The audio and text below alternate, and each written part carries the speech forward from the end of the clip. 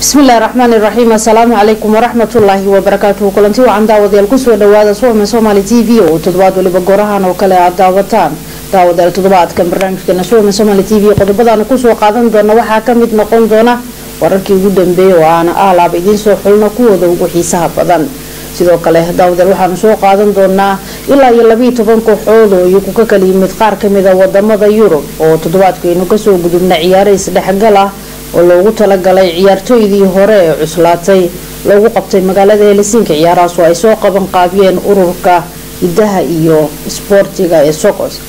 sidoo kale waxaan soo qaadan doonaa daawadayaal musharax Cabdiraxiin Xuseen Maxamed Husu oo toddobaadkan isaguna kulamo gooni hala yeeshay qaar kamid ah Soomaalida ku dhaqan magaalada Helsinki ee uu ka sharaxan yahay waxaan sidoo kale daawadayaal soo qaadan doonaa ciyaaraha ay soo qaban qaabiyeen ururka Eurosom oo isla markaana loogu talagalay dhalinyarada aadka u daayar oo iyadana toddobaadkan ka dhacay magaalada Helsinki ayaa toddobaadkan waxay ahayd magaalo marti gelisay ciyaartoy Soomaaliyeed oo iyagu ka kala yimid qaar kamid ah qaaradda Yurub qodobadaas iyo qodobo kale ayanu daawadayaal soo qaadan doonaa intaynu barnaamijka bartamaha kaga jirno balse marka hore wararkii ugu dambeeyay Cabdi Muuse Maxamed. بسم الله الرحمن الرحيم. السلام عليكم ورحمة الله تعالى وبركاته. داوديال كسو دوادا ورك تلفزيون كافكا سومالي كو هادلي دالكم فيلان سوا من سومالي تابع فينيش سومالي تي في. داوديال guud ahaan warkeenu waxa uu ku saabsan yahay doorashooyinka baarlamaanka dalkan Finland iyagu haatan si habsami leh uga socda dalkan doorashooyinkaas warbixinada ku saabsanna waxaad sidoo kale kaga bogan doontaan barnaamijyadeena soo socda ee ka bixi doona telefishinka afka Soomaaliga ku hadla ee dalkan Finland soo amin Soomaali TV. Daawadayaal dadka af Soomaaliga ku hadla waxaan u soo jeedinaynaa marka ugu horeysa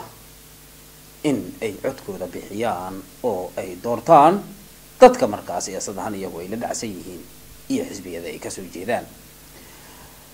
laba musharax oo Soomaaliya ka soo jeeda ama dadka Soomaalida ee dalkan ku dhaqan ka tirsan ayaa waxa ay ka kala sharaxan yihiin laba xisbi. xisbiga koobaad waxa weeye xisbiga dhexe ee kaskustada loo yaqaan waxaana ka sharaxan Cabdiraxiin Xuseen oo Husu loo yaqaano. Cabdiraxiin waa wariye waana sidoo kale nin muddo dheer ka soo shaqeynayay arrimaha bulshada ururada u dhaqdhaqaaqa dadka dalkan u soo guuray ee ajnabiga ah gaar ahaan Soomaalida waxaana uu haatan wataa nambarka 13aad ee nambarada lagu asteeyay in lagu kala codeeyo dadka u sharaxan doorashada baarlamaanka dalkan Finland ee sanadka 2015 waxa kale oo jira nin dhalinyaro Soomaaliyeed oo isna la yiraahdo Ahmed oo xisbiga afka Swedishka ku hadla ee dalkan Finland ee dadka laga tirada badan yahay Swedishka asalkoodu yahay isaguna ka sharaxan waxaana uu wataa nambarka 100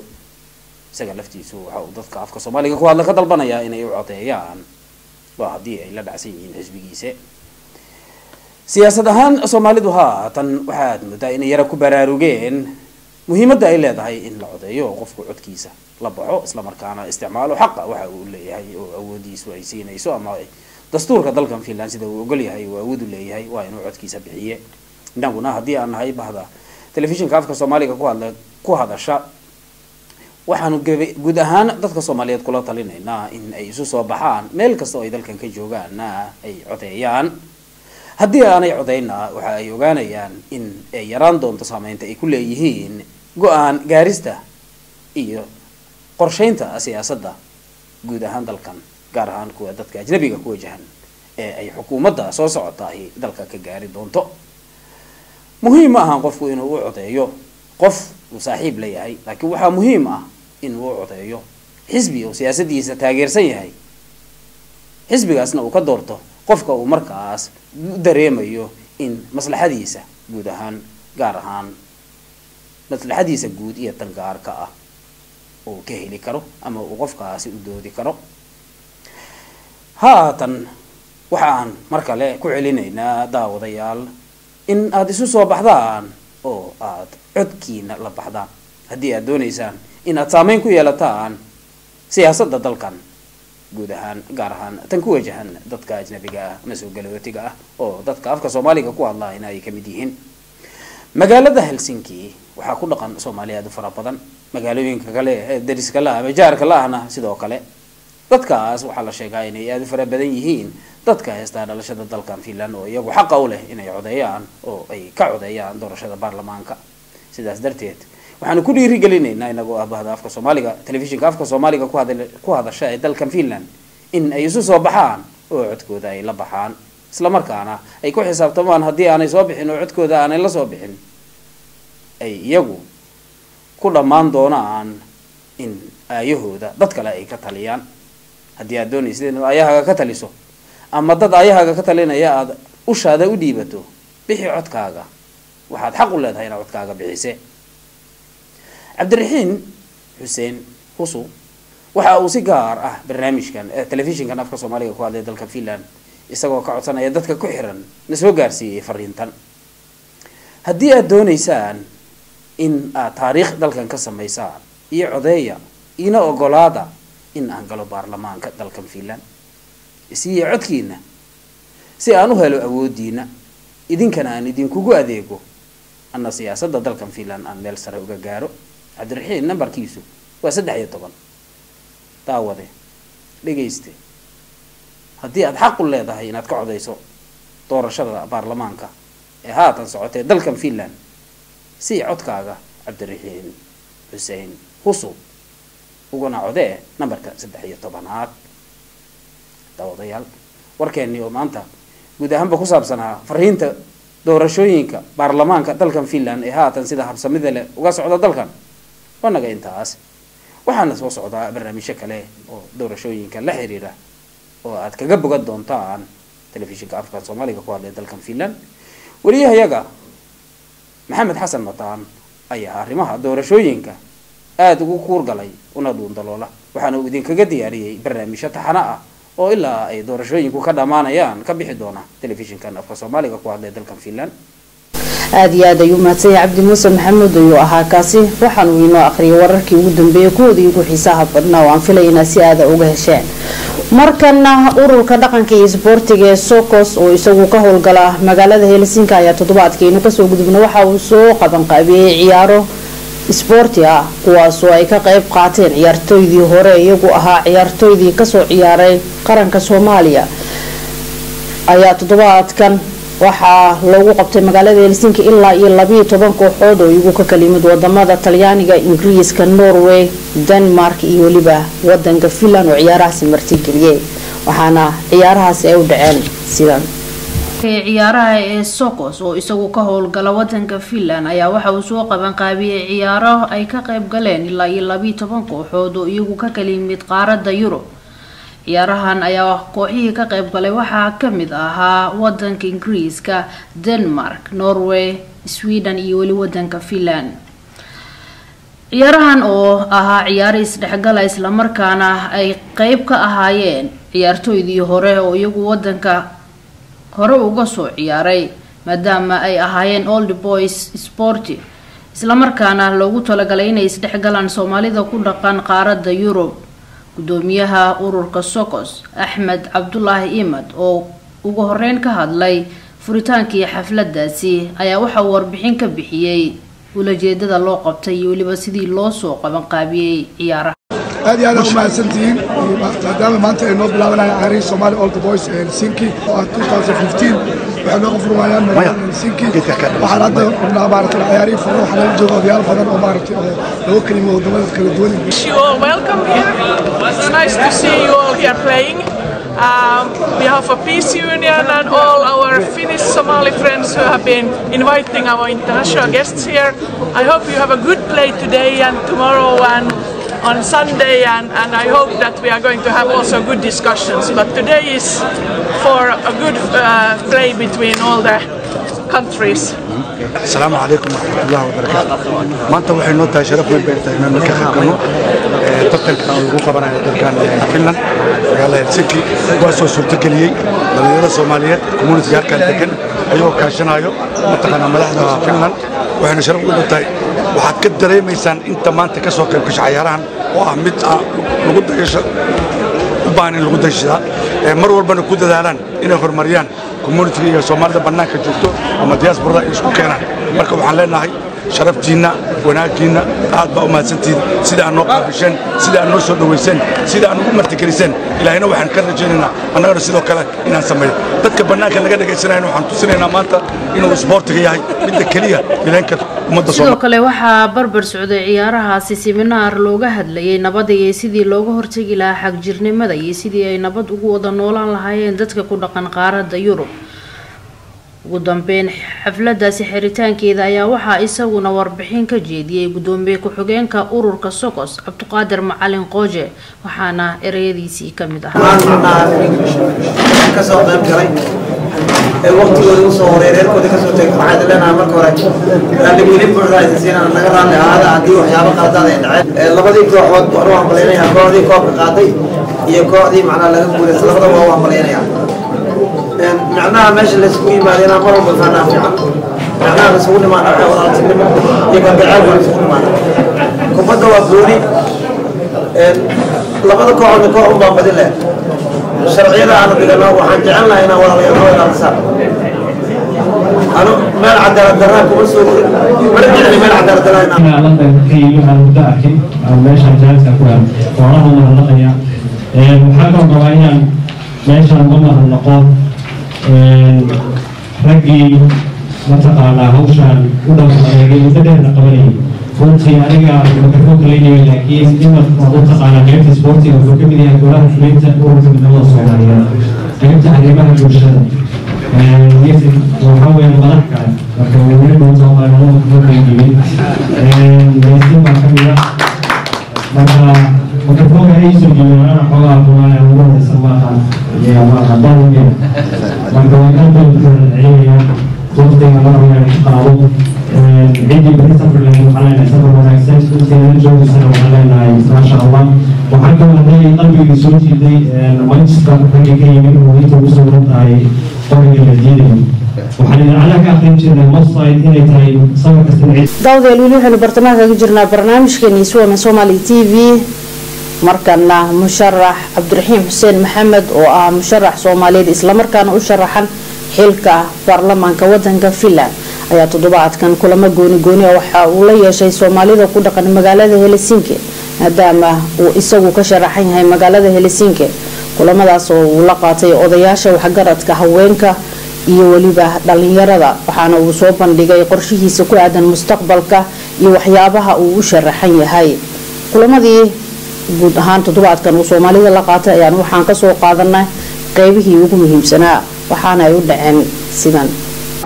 ودن شنت الصوماليات ما أنت وأول جوجنا إلهي غير هذه كديكو وحن ربنا نين صوماليات أو ولا لهن ولا كان أو دمع وكجلي إن أو برلمان كان فينش كا ولا وده بقول حبلود أو كراس أي تال أو كرسي كهلو ولا كان دمع عيسى وين هي أن isku dayno in aan kala rumayno ilaahay wuxuu noogu soo dhiibana aan siino aniga oo ku hadlaaya magaca ummadda Soomaaliyeed wadankan joogto gudoomiye ku xogeen u ah hana ka hadlinaya ku doortiyaan ku dooran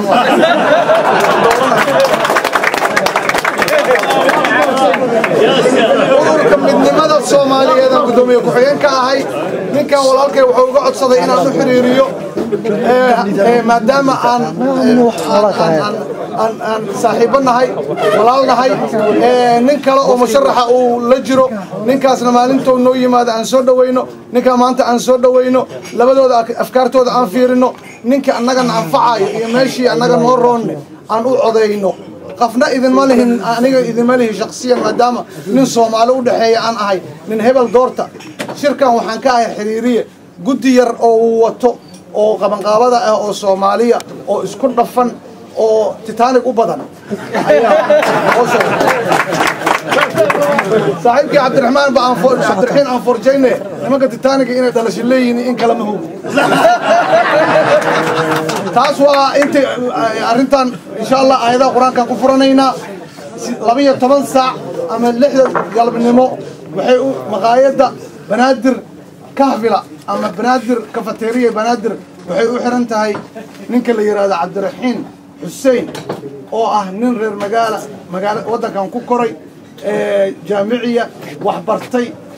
damac badan oo siyaasaddan ka soo galay haddana u diyaar ah in uu musharaxnimadiisa iyo afkaartiisa idiin soo gudbiyo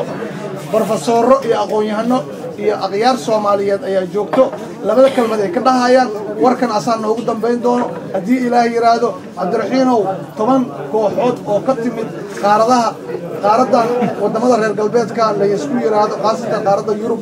ayaa noo joogo oo macruuf ah oo waxna hawshan kala socdo annaga damaceena haddii aan fiilaanaha waa dheer yahay 6 ku dhawaada deganahay marka ninkan ilo marxabeeyo xisbiga uu ka socdana waxa la yiraahdaa kaskusta oo macnaheedu waxa waaye xisbiga hadda la saadaaliye ma aha الله هو الله أعلم بحقيقة الحال إنه كقول يسندونه si aqlabiyada doorashada soo socoto maadaama oo yahay xisbi xiriir fiican iyo wanaag fiican u soo suubiyo wadanka Finland annaga hal arrin naga qosayso oo aan rabaa inaan minus ku suubiyo walow aan isxadidayo arrintaas waxa waaye waa xisbiga yiri dhala waxbarta lacagta ilmaha iyo reerka iyo waxbarashadana waa la kordhinayaa intaas naga anfacdo sababtoo taajiriin ma nihin waxay kala ma haysano ilmaha uu nala korshaa xisbigan bismillaahir rahmaanir rahiim walaalayaal xagga dambe aan fadhiyay hadalka ninka halkan jooga lama maqlayn 20 minuutin walaalkeen oo hadlayno waxaan idinka bariyaa inaad dhagihiina na siisaan si message-kay dadku direen idin wada gaadho intaas aan walaal ka codsanaya the first anigu ma anogeyn shirkan bartan baa la igu sheegay markii la ii sheegay waxaan qofku waa ayo waxaan waa Cabdiraxiim waa kuma ana isweydiiyay Cabdiraxiim waxaan bartay 1920 wuxuu ka qayb galay electionkii ka dhacayay Somaliland wuxuu delegation laga diray Europe oo electionka Somaliland ka dhacay ka qayb galay waqtigaas Soomaali way kala shakisantay qoladii reer qofkooda ka shakisanayn laakiin si wanaagsan oo Afrikaanimo oo walaalnimo oo Soomaaliya ayuu fariin fiican wixii ku soo arkay Hargeysa iyo Somaliland adduunyadana ugu sheegay Soomaalidana ugu sheegay annagana ugu sheegay sidaa darteed waxaan go'aansaday inaan maanta bartan ka hadlo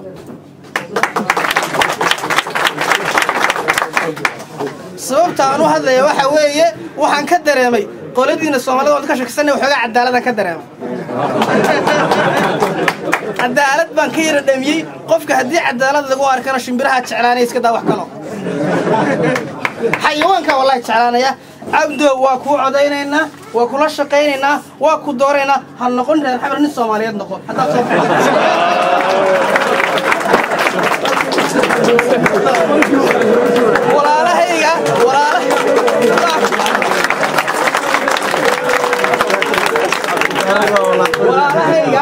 walaalahayga walaalkay Yaasiin Cabdi Raage oo aanu mahad celinay mikrofoonada igu soo dhaweeya hadallo fiican ay yiraahdo aad baan uga mahad celinayaa walaalahayga wuxuu igu siyaasadda ka hadlin kama maarmo aan ku laadayaa walaalahayga reer Somaliland waxaan ka codsanayaa walaalkeen abaal hor inoo galay wuu inoo hadlay xaaladdeena adag inoo hadlay adduunyadu u sheegay Finland buu sheegay Soomaalidu u sheegay wixii sharci weyn haysta codka si tuka weyn biin oranayaan ninkii xoolihiisu ku diiday macnaha waa nin fiican aragaas la socdaya laakiin waxaa ka daran ninka xoolo nin kale leeyahay ku diido xoolihiisu ku diiday fiiriya wuxuu leeyahay halkan ku soo qosdo walaalkay Cabdiraxiim codkaaga Cabdirasaaq Hasiin oo dhaca ana qoro weyn Hasiin ama uu ila hadla bila codkaaga Hasiin Cabdiraxiim marka maxaan ay xukuleey inuu ugu boogin Hasiin kiisi kama hadlaa geeray kiibu ka hadlaya ana xasid ku dhaafo marka halkaas la gaarin ninka qofku oday baro oday ama Cabdiraxiim ahaado ama Axmed ahaado ama nin kale oo xisbiyada wanaagsan ahaado qofka hoo oday muhiim ah waxa kamid ah koob waa barnaamijka soo socda dawladda inay noqoto kasoo soo labo helsinki dad fara badan oo mataqaana xisbigiisa cod ku raadinayaan cid masku hubo 1300 keeni karta oo annaga ahayd ma jirto waa labo saddex jaanisku haysto qof Soomaaliyana cod ku heli kara finishka kalena cod ka soo saari kara oo yurkeen oo la yiraahdo ma jirta marka afar shan waxyaabo oo aad u adag runtii ayaa isku aaday marka jaaniskan hadduu naqaafo ilaahay nima dhaafiye way ugu adagtahay inaan marnaba wax noocaas oo kale isku keehadaano sidaa daraaddeed waxaa loo baahan yahay in aan nin walba itaalkiisa xaafad isku qaydino sidaan taageero muflid uga geysan lahayd aan u geysano 1997 baan baasaboorka waddankan laysiiyey naagtii go-aanka iga gaadhay waan wacay waan sugi kari waayo waan wacay ma gaadhin go-aankii ma gaadhin markaasay waxay tiri su-aal bay weydiisay waxay tiri maxaad ku samayn lahayd bay tiri haddaan go-aanka hadda aan kuu sheego waa gaara ku yidhaahdo maxaad ku samayn lahayd waxaan ku iri wax kale kuma samayn lahayn ba waxaan rabaa baan inaan codeeyo waxay ahayd xilli codku waxaan malaynaya waqtigaasuu soo yahay bahalka waxaan rabaa inaan codeeyo waxay tiri onaxi all call laakiin hal su-aal ku weydiinaya tiri yaad codeynaysa anna waxaan weydiiyey xisbiga ay iyadu tahay inay ii sheegto maxaa dhacay bay tiri kaasaana codeynaya ba sababtoo ah interestgeygi baa galay marka waktiga oo yaro gaabo waxaan kusoo gabagabeynayaa furihii innagaa haysaneen furihii gacanteenu ku jiraa 1 iyo 2 iyo 3 iyo 4 baynu geyn karnaa meesha ninkii cabdiraxiin diidanow ha u codayna cabdiraxiin ninkii jaamac diidanow ha u codayna jaamac waxaad u codaysaa jiritaanka waxaad u codaysaa dignityga waxaad u codaysaa caruurtaada waxaad u codaysaa naftaada waxaad u codaysaa inaad tahay umasjirta oo lagu xisaabtamo oo la yidhaahdo war nimankii wallaahi waa inaan maxaa la yidhaahdaa miisaanka aan wax miisaamayno ku darnaa sababtoo ah they are very smart at this time waxaan kusoo gabagabeynayaa walaalkeen cabdiraxiin wuu u qalmaa in loo codeeyo wuu u qalmaa inuu nagu difaaco meesha xaqiiqda markaynu ka hadalno oo aan jeclaysi iyo laga hadlin wallahi cabdiraxiin maxaa dhacay daba isaga codeyna waa nin soomaaliya aan la oranin micnaha wuxuu leeyahay qualitigii aynu ugu codayn lahayn innaga oo u codaynayna danteena gaarka ah laakiin aan u codaynaynin cabdiraxiin oo keliya aad iyo aad u mahadsantiisa magacayga waxaa la yidhahdaa cabdiraxiin xuseen waan idin mahad celinaya marka koowaad dadkiina yimaadiyo dhan waana idinka raali gelinaynaa in waqti badan idinka qaadano howlo badan iyo arrimo badan ayaa laga hadlay inaan cabsi kale idin sii geliyana ma rabo laakiin waxay maraysaa waqti la cabsado haddaana sanadkan la cabsanin weligii ma cabsan doono cabsida soo socotana way isku bedeli doontaa yani cabsi ma noqon doonto waxay noqon doontaa waxyaalaan arki doono nagu dhici doono nolosheena isbedeli doonto siyaasaddu waxay ku dhisan tahay qofka mar laga xanaajiyo iyo mar laga cabsiiyo waa inaan cabsoonaa haddaan cabsoonin oo nafteena iyo mustaqbalkeena aan u cabsoonin waxyaalo badan ayaa nagu soo socdo waan sidoo kale mahad celinaya dadka walaalahay hadlay oo dhan aniga masharaxnimadeyda iyo arrinta maanta aan u socdo horta waxaan rabaa inaan idiin sheego alxamdulilah ilaahay caafimaad ayuu i siiyey alxamdulilah ilaahay famil caafimaad qabo ayuu i siiyey alxamdulilah ilaahay wuxuu igu daray waxbarasho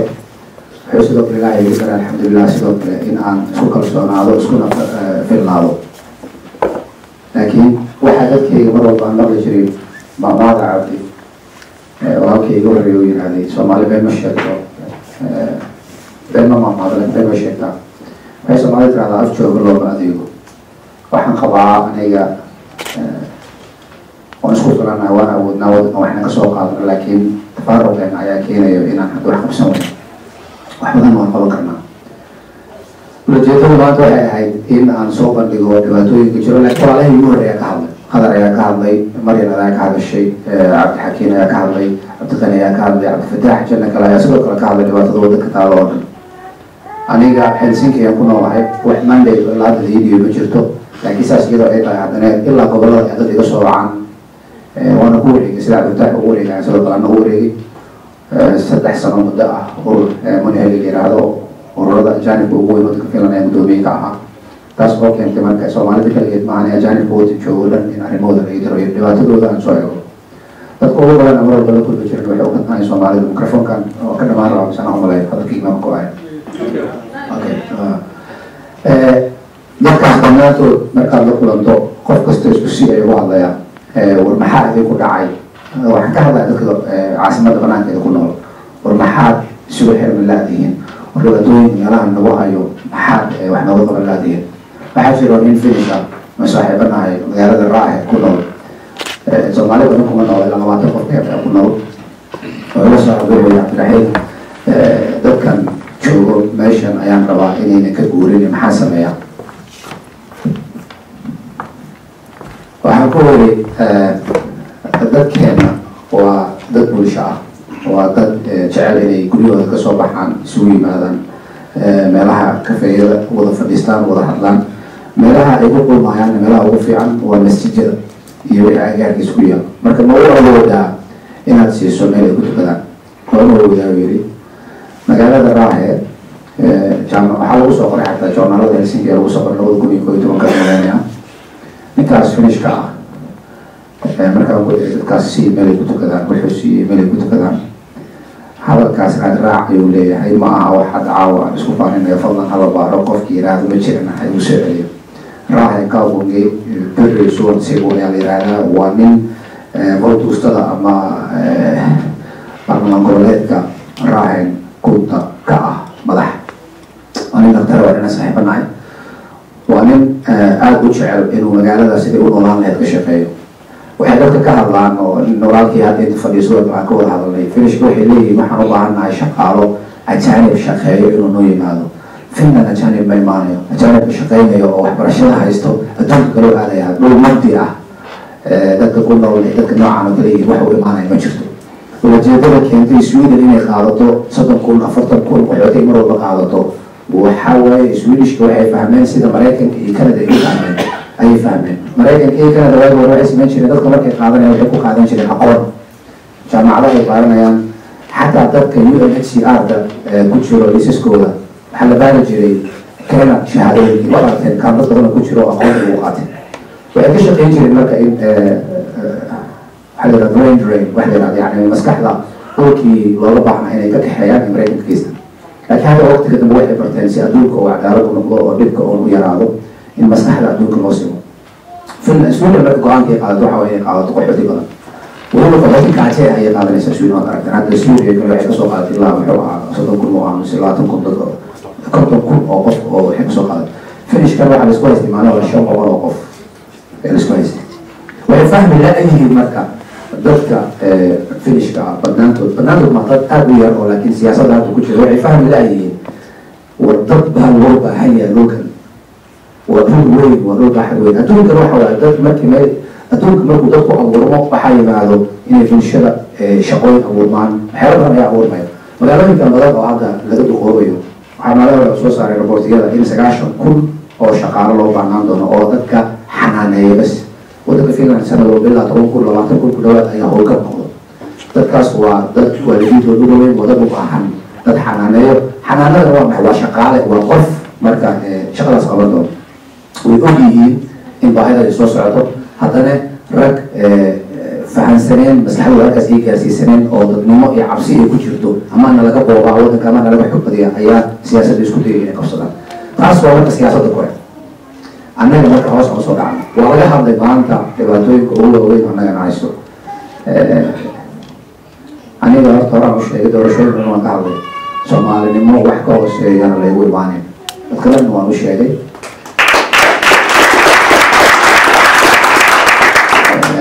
dad badan oo walaale ayaa joogo maskaxda aan wato waxa aan ku socdo wax aniga cid iga soo dega ma ah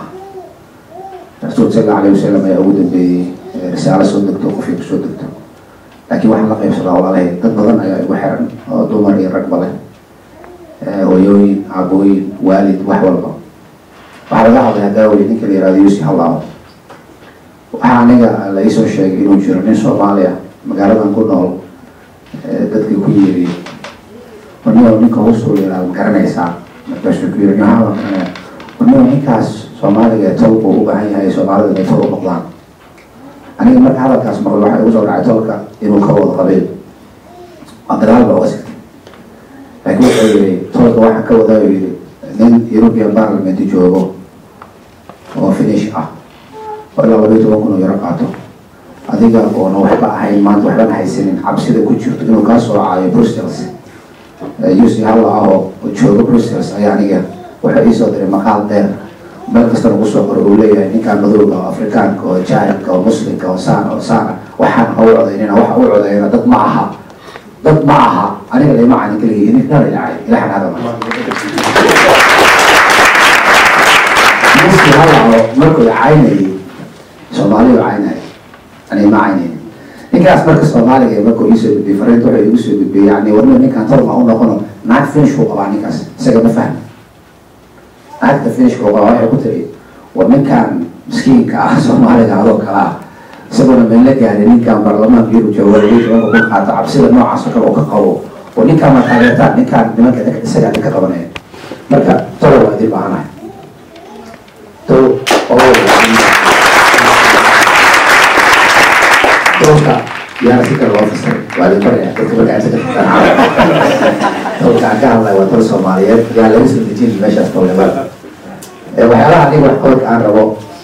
siyaasada ku dheeraado dheerna ku jiray marka idin sheegtay waxay tiri aniga kalarada waa iskaba bedelin laakiin usul kalarka iskaba bedelin aniga kalarkayga taagana waxaan u taaganaha waxa waaye waxaan aaminsanahay inaan kamera dhalin karo waxaa ila sharaxan dad caawa loo arko inay dad weyn yihiin macdana waxaa la sameeyey helsinki sanamaqee waxay sameysay saadaal ay leedahay dadka loo malaynaya helsinki inay soo galayaan 22 qof ayaa xisbigii ku jiro qofka 7 ama qofka 8 ayaa lagu xisaabay laakiin salaasha markii la sameeyay idinka dhibama tirsan hadii idinka dhibama tirsan la 7 markii la helay labaad iyo koowaad in kala waxaa marka anagu jirnayna la tirsan xataa xisbiga aniga ku jiro maanta aan surprise ku noqonaya wuxuu hadda ka hor yiri nin ra'iisul wasaaraha Ahmed Baran Ali jiray wuxuu yiri baarlamaanka Finland inaa ku soo gasho 5,000 oo finish waxa ka qiimo badan 500 oo dadkaaga ay codsiiyaan ma ahan weli inaa baarlamaanka shuruudeedada waxay tahay dadkaaga inay leeyihiin meel loogu hagaago meel loogu tago qof ay aaminsan yihiin yani muuqaal waxaa muuqanaya xisbiga dad isku dhigan inaad tihiin oo haysto wax qabsan karo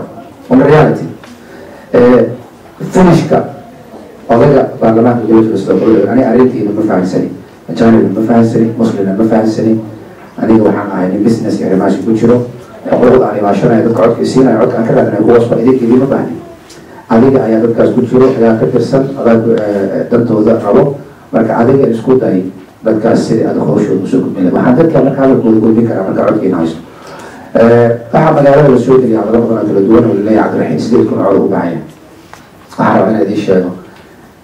naagta aniga aan la tartansanaa raalli ahaada gabadh aniga aan la tartansanaa 2011 waxaa la yidhahdaa deerhii dowda korbi saanoo kale ayaan hadda kahor idiin soo istaagay 4 sano ka hor gabadhaas aniga baarlamaanka iga gashay waxay ku gashay 1,158 cod inta idinka aad taqaan yaa ninkii la dhaaf saddex kun kaliya yaqaan cabdisaaq saddex kun oo baahan waa bal idin xalaasay gabadhaas finishka 1,158 cod ay baarlamaanka ku gashay weliba waagaas isku saa wuxuu ahaa waqti la neceb yahay waqti lagu kacsanaa ra'iisul wasaarenimo iyo waxaa kasoo baxay dhibaatooyin badan oo waddanka ku yimid maanta sidii ma aha maanta aqlabiyad weyn ayaan baarlamaanka ku heli doona siday u badan tahay waxaa imaan doonta xataa ilaa inaan 55 cod inaan ka helno ayaa macquul aqlabiyadaas iyo ra'iisul wasaarenimadaas waxaa kasii muhiimsan qof annaga aan leenahay meesha inuu ku jiro qadar wuxuu yidhi huso waxaan saaxiibo la ahay markaan waa runtiis habeen 5 saac soo laacay waxaan xasan waana ka qaatay waqar waxa dhacay brief asoo ma hadda ku hadlaa bixin qawle waa saaxiibo inaan nahay waa nin isqabsano laakiin waxaan fahanay aniga iyo qadar aniga iyo Maryam waxaan fahanay dad badan oo meeshaan joogo waxaan fahanay markaan hadal isku qabsano waxaan isku haysanaa inuu yahay qodobkaas markaan meel uga soo harno aniga Maryam kan isku maraan horta dadii sheegay wax kasta laakiin haddana iyadoo saas ay tahay waa gabadh walaashay waa jeclahay markii la yidhaahdo soo diyaari program Soomaalida lagu tagtay gobollada aniga iyo xataa heer waxaan isla gaarnay gobollada kale inaan ugu tagno aan kusoo dhigno aniga iyadoo isbuucyo soo noqnaanayno isbedelno iyada inay 4 maalmood noqnaato markay soo noqoto aniga aan bedelo shaqooyin badan aan kasoo qabanay walaashay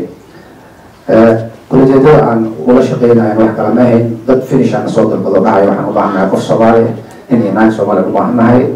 shaqadaan qaban karo naga dhaadhicin karo ilaa magaalooyin waaweyn oo Soomaalida lagu abuuro dadka u taliyo inay weydiistaan annaga inaan u qabano goorsooyin Soomaalinimada ee dalagaasi marka ayay diyaar yihiin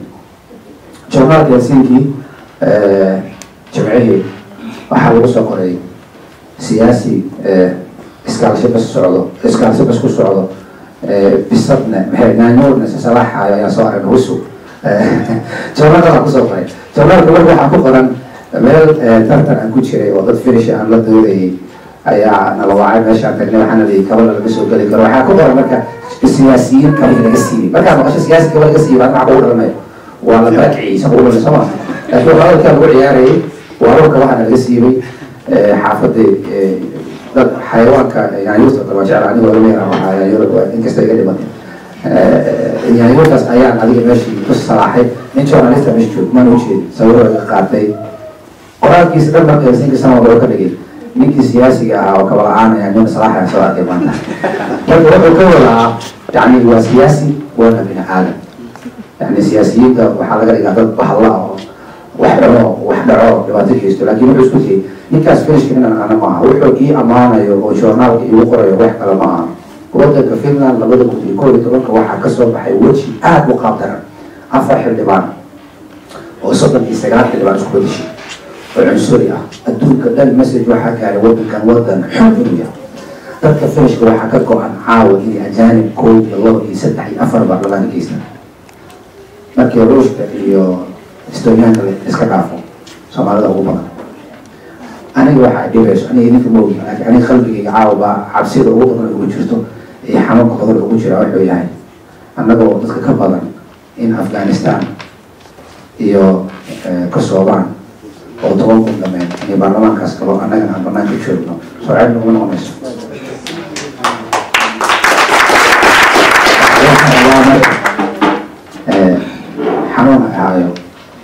حنونك إيهايا معها بدأني فيزيكال إيهايا ومدتك إيهايا مدكاسو يعني عم لبق آيو مجالد وكم وضعني مريم خضر يقول لي تذكر عنها هلا سوق وانا بركي حتى يتعبوا لواتن كبشان ما انتوا تدوروا عاو تدوروا لواتن كبشان معمارين السنين جورنالات وحلو سوق ريدونا حد باقي العسو هذه maalintaas ay dhacdo in xildhibaanadaas laga helo jaanib kale anaga laga waayo ceeb weyn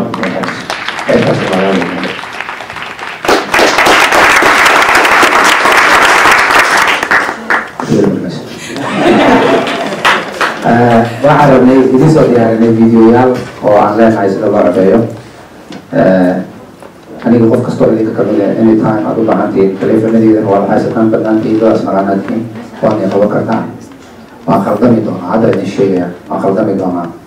markaan khaldamo haya caynina ani aflagadeynina laakiin inaan khaldamo ii sheega igana celiya qaladkayga markaan wanaagga sameeyo igu taageera oo dhimaatada bas lay xasuusinaya wanaaggan xasuusiya waxaan idin sheegayaa muddo ilaa hadda 4 bilood ku socoto gurigayga waxaan ka baxaa subaxii 8 ama 9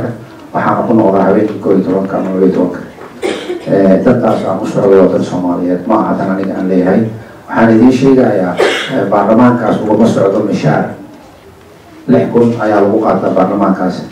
caawa haddii aan uleega aan u shaqeeyo iraado waa iska dhaafaya siyaasadda telefishin iyo raadiyan waa la isu keedin lacag waa la siin marka lacag ugama socdo meesha soo laga yaabo waxaan ugu socdaa danteena waxaan ugu socdaa albaabkaas inaan noqdo qofka loo jabiyo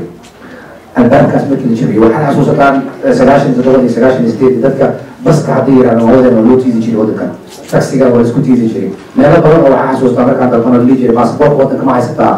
aramayahan soo martay maantana waxay maraysaa baarlamaankaas haddaan baarlamaankaas kalno wadankan wax noo haray male aniga cabsi ilaahay moogii cabsi kale uma jirto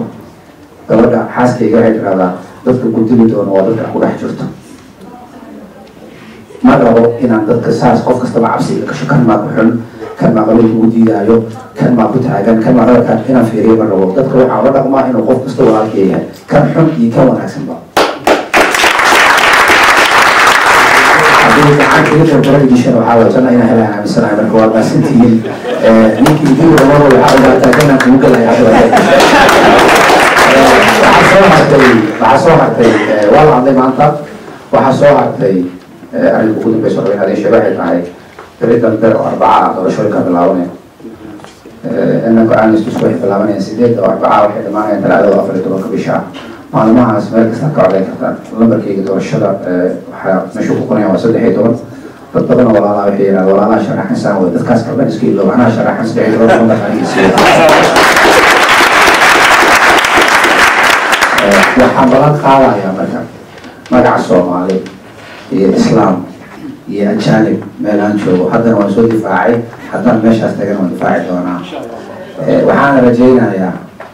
waa ninka batay baahida badan iyo bukaanka badan waa isku nacaa waxaan rajaynayaa kan inay noqoto marka ugu dambeyso in soo istaago haddii aan ku guuleysto alxamdulilah haddii aan ku guuleysan waayo weji fiican iga samaysta ninka dambe khibrad badan ay ugu jirto inaan taageera laga yaabaa weji fiican iga samaysta waana waan filayaa daawadalena si aad uga hesheen kulamadii uu musharax cabdiraxiim xuseen maxamed uu la yeeshay dadka Soomaaliyeed ee iyagu ku dhaqan magaalada Helsinki isagoo soo bandhigay walajeedada uu sharaxan yahay iyo waliba sababta uu ugu istaagay xilkan baarlamaanka wadanka Finland. daawadayaal markan ku soo dhawaada ciyaaro loo qabtay dhalinyaro aad u daayar isla markaana ay soo qaban qaabiyeen ururka Eurosom oo isaguna toddobaadkan ka dhacay wadanka Finland iyadoo Finland ay toddobaadkii aynu kasoo gudubna ahayd magaalo martigelisay ciyaartooy isugu jira kuwa waaweyn ee kasoo ciyaaray qarankii hore iyo waliba dhalinyaro aad u yar ciyaarihii ay soo qaban qaabiyeen ururka Eurosomna waxa ay u dhaceen sidan sportska macallimiin sportska way joogaan ururada iyo dhalinyarada sportska way joogaan iyaga gooni uga hadli doona laakiin soo dhawaada sharaf baad noo samayseen farxad baadna geliseen maalmaha waxaan ku noolaan doonaa jawi ka duwan jawigii hore fasax yar waan isaga yara jirnaa dabcan laakiin haddana walaalahan oo noo yimid oo qaarna ay ahaan ciyaartooyda Soomaaliya hadda ugu dambeysay soo ciyaartay inkastoo magaalada hawl kale iyo marti kale fiirinayo waxaan rajaynaynaa inta waqtigooda ka soo go'i karta inaan isaga hadloon aad isu qorano shaahwada caabna hadday suurtagal tahay wixii laga casuumi karaan ka casuumano dhalinyaradana si gooni hawshoodana in loo sameeyo barnaamijkoodana loo fuliyo ayaan rajaynaynaa walaalayaal soo dhawaada mar labaad anoo ku hadlaa magaca ururka waxaan rabaa inaan kelmadda ku aadanayd iyadana aan siiyo walaalkay macallin Ibrahim Jambaar oo macallin ahaan jiray gudoomiyaha Eurosom hadda waqtigan xaadirkana si uu isna kelmadii ururka Eurosom oo uga hadlo barnaamijkan ugu furo maasantii بسم الله الرحمن الرحيم السلام عليكم ورحمة الله تعالى وبركاته runtii aqoonta aad u mahadsan yahay aniga ururkan aan ka imid marka hore waxaan gaaray inaan noqdo Eurosom gudoomiye u noqdo waana waxa ugu farxa runtii waxaan leeyahay qod isku biir shalay qaliya soo waday meel fiican ay gaarsiiyeen anagana waa sii wadana insha Allah dadka la raba inay sii wadaan waa dhalinyarada waxaan rabaa marka hore inaan soo dhaweeyo dhammaan kooxaha nooga yimid Yurub oo dhan ciyaartooydooda maamuladooda marti sharafta runtii waxaa aad farxad u ah marwaan waanan filayn oo meeshaan fadhiya runtii wuxuu ka mid yahay dhalinyarada yar oo meeshaan ka yimid marwaan soo dhawaanayna waxaan rabaa inaan wax taabtaabto runtii Eurosom waa urur dalada wuxuu ka dhisan yahay waxaa ku bahoobi ururo ka dhisan Yurub oo dhan hadafka loo aasaasayna waxa uu yahay inuu dhalinyarada ka badbaadiyo dhibaatooyinka ka jira Yurub iyo in uu wadankii ay ka yimaadeen ruutska u ahaa waxa ay gaarsiin karaan ay gaarsiiyaan runtii ciyaareenna u dhexeeyaan jireen xilliga kululaha ayaan qaban jirnay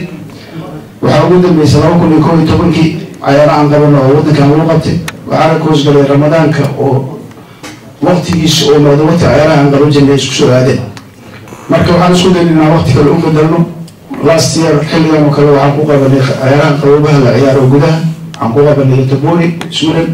oo maadsiin sanadkan halkaan ku qabanayna laakiin hadafkeenu wuxuu yahay inaan soo celino xilliga aan qaban jirnay iyo waqtiga aan qaban jirnay iyo meelaha aan ku qaban jirnay runtii waa urur daladaas ururo badan ay ku midoobeen mar walbana waxaan ku qabanaa ciyaaraha meesha ku habboon markaas si isdhexgalka wadamadan Yurub oo waxyaabo badan ku kala duwan in dhalinyaradu ay isdhexgalaan wadankaas dhaqankiisa ay bartaan waxa ka jira ay ogaadaan dadka wadanka ku nool entertainment ay ka helaan mustaqbalkeena waxa uu yahay waxaan isleeyahay wadankeena insha Allah taala sida higsiga 2016 anagana kaasoo kale leenahay inaan mustaqbalka geyno koox Eurosoma oo gudaha tagta oo la ciyaarta kooxaha waddanka ka jira dhinaca kale inaan helno ciyaartoy caawisa haddii la heli karo oo talent leh oo xataa qaranka Soomaaliya caawis runtii jaanisaan haynaa waa la xiriirnay xiriirka kubadda cagta Soomaaliya waa dareynayaan qof kasta oo wax noqon kara inay soo dhaweeyaan weliba waxay ballan qaadeen in intaysan ciyaaruhu dhicin inay Suudaan oo kale intarin lagu sii marka waxaan leenahay dhalinyarada sidii hore maaha wax badan ay isbedeli doona insha allahu tacaala waxaan leenahay inay dadaalaan waxaa kaloo aan aada ugu mahadcelinayaa oo aan ka tegey guddiga qabanqaabada reer Kanada yar iyo weyn khaasatan gabdhaha reer Kanada oo u istaagay inay wixii la cuni lahaa wixii la cabi lahaa ay diyaariyaan waa mahadsanyahay asaliiraan kuma iloobin si gooni runtii marka la soo dhawaayo leeyahay waa soo joognaa xabad galitaan ayaa jiri doonta waa daalantii loo rabo inaan ku dheereeyo soo dhawaada mar kale iyo mar labaad iyo mar saddexaad asalaamu calaykum waraxmatullahi kadib waxaa farxad weyn iyo sharaf noo ah in maanta intaanoo qofood oo dhallinyaradii cuslaatay iyo odayaal iyo khiyaarba isugu jirta ay xarunteena marti ku yihiin qaar ay local yihiin qaarna ay dibadda ka yimaadeen inaan halkan kusoo dhaweyno innagoo rabno inaan xirano barnaamijkeenii ee soo socday dhowrka casho isla markaana ifkaanaha caawa oo la noqon doonaa khitaamuhu misk gabagabadiisi meeshii ugu fiicneed ayay idiin joogtaa sharaf bay noo tahay marka ugu horeysa waxaan salaamayaa mas-uuliyiinta ururka Eurosoma oo ugu horeeya gudoomiyahooda gudoomiye Ibrahim Jangoan iyo labada gudoomiye ku-xigeen iyo mas-uulka marjaca ururka Eurosoma Macalin Bashir Cabdi Daahir dhammaantiin waan idin wada salaamayaa martideena kale sharafta badan ee isugu jirta ciyaartooydii hore ciyaartooydii dhexe iyo ciyaartooyda cusub ee hadda mustaqbalka lehna waan soo dhaweynaynaa waana salaamaynaa caawa waa habeen gooni oo farxad iyadana wadata dhalinyaro baa laga hadlayaa sports baa laga hadlayaa dabcan qof kastoo dhalinyaro ah markii meelahan la yimaado waajibaad baa ayaa saaran xuquuq fara badanna wuu leeyahay fursado badanna wuu haystaa waajibaadka marka lasoo ururiyo dhalinyarada markii meelahan la joogo waxaa lagu ururiyaa ama meelo badan baa lagu kala hadlaa laakiin waxaa jirta aragtiyo dhehaysa qofka waxaa laga doonayaa 5 waxyaabood inuu xaqiijiyo ama uu joogo halkan kow inuu ahaado qof naftiisa anfaca marka uu naftiisa anfacayo dabcan anfacada nafta aan anfacayna waxaa ugu horeysa in aan markeeda horeba ku xirno allihii abuurtay rabbigii khaaliqa ahaa irsaaqay iyada sameeyey maalinta ay baxaysana qaadan doona marka naftiisa qof anfaco ilaahiisa ku xiran kadibna cilmi yeesha oo barta cilmiga kan diiniga ah intuu uga baahan yahay inkastoo cilmiga la dhamayn karaynin adduunka kalena cilmigiisa barta oo anfaca naftiisa maskaxiyan dhisa jirkiisana dhisa naftiisa marka anfacadeedu way dhinacyo badan tahay laakiin qof naftiisa anfaca waa waajibka koowaad ama waa mas'uuliyadda koowaad laga rabo qofka dhalinyarada ee qurbaha jooga mas'uuliyadda labaad ee qofka saaran waxa weeyaan la dhihi karaa waa inuu noqdo qof anfaca familkiisa haddii uu reer leeyahayna familkiisa iyo carruurtiisa anfaca haddii uusan weli gaarinna iyagana way gaari doonaan dhalinyarada cusub ee quruxda badan ee halkan ka muuqata iyagana inay noqdaan dad waalidkood anfaca waalidkiibaa hadda la nool yihiin hooyo aabay la joogaan walaalay la joogaan inuu noqdo qof anfaca oo mar kastaba caawiya mar kastaba positionka laga raba qaata oo ka soo baxa pioneer u noqda familka inay hore u socdaan waa tan labaad ee laga rabo inuu taxqiijiyo marka qurbaha uu joogo mas'uuliyadda saddexaad waa inuu noqdaa qof bulshadiisa anfaca bulshada aan ka soo jeedno ee muslimka ah ee Soomaalida u badan dhalinyaro ajaanib oo nala joogta ayagana muslimiinta wadanaha waa inuu noqdo qofka dhalinyarada qof anfaca waa inuu noqdaa oo marka waajibkiisa saddexaad kaas ayaa lagu tilmaamaa waajibka afraad waxaa la tilmaamaa inuu yahay qof anfaca dalka uu ku nool yahay bulshaynu la noolnahay dad baana soo dhaweeyey gogasha noo fidiyey guryahooda aan degannahay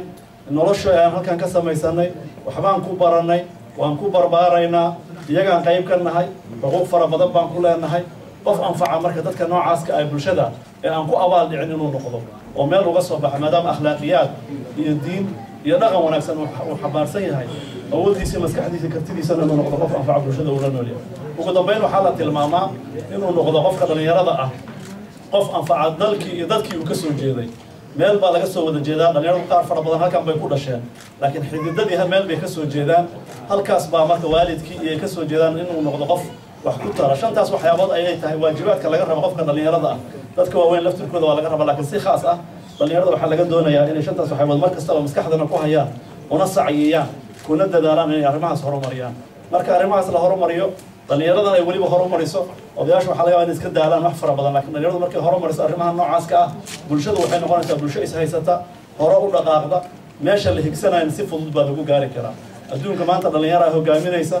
odayaashu way sii dhammaanayaan kuwa dhexena way kasii dabategayaan dhalinyarada marka waxaan ka codsanaynaa in mar kastaba xusuusnaadaan meel kastoo joogaan local iyo kuwa localka halkan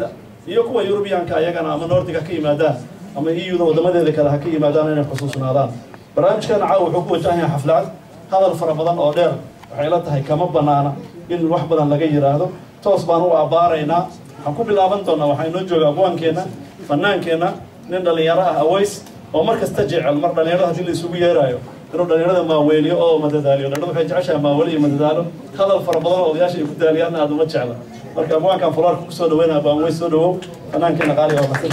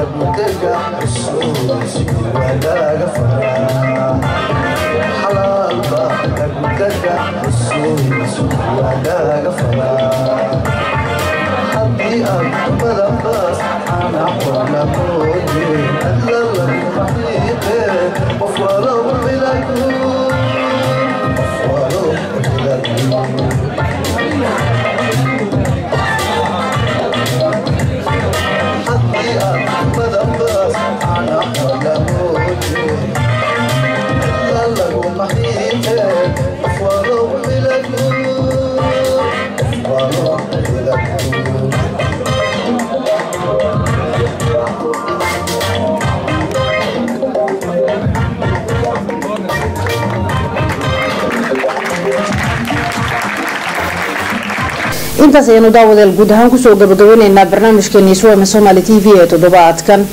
aynu idinkugu talagalnay tan iyo intaynu toddobaadka dambe haddii Allah awooda uu ogolaado xiliyadan oo kale intaynu dib hawada ugu kulmi doono waanigoo nadiif cali shador ala oo barnaamijka idin soo saara maxamed xasan mataan oo igala qayb galay waliba cabdi muuse maxamuud waabahda Suwama Somali TV oo idin leh sida iyo nabadgelyo wassalaamu calaykum waraxmatullaahi wabarakaatuh